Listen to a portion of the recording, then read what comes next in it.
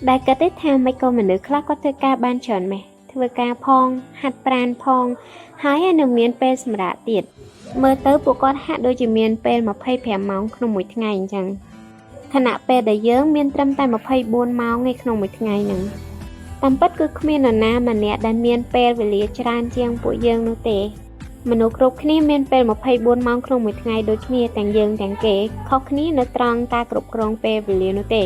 គន្លឹះគ្រប់គ្រងពេលវេលាទី1នោះគឺពួកគាត់ដឹងថាអ្វីដែលសំខាន់ជាងគេ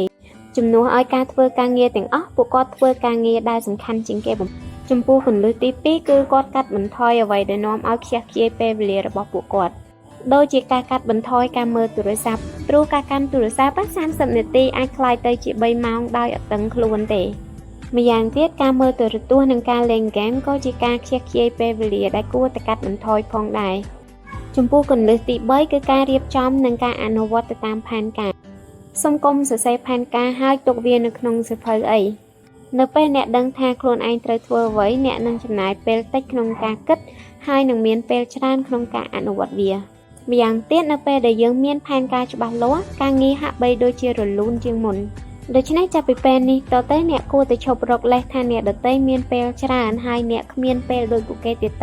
ចូលចាំថាមនុស្សដែលអ្នកមើលទៅហាក់បីដូចជាមាន25ម៉ោងក្នុងមួយថ្ងៃគឺពួកគាត់មិនមែនមានពេលវេលាច្រើនជាងអ្នកនោះទេ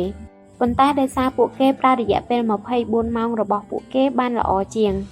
ចាប់ពីវិនាទីនេះតទៅឈប់ស្រែកថាខ្លួនឯងគ្មានពេលហើយកុំសុំពេលបន្ថែមចូលប្រើប្រាស់ពេលវេលារបស់អ្នកឲ្យមានតម្លៃ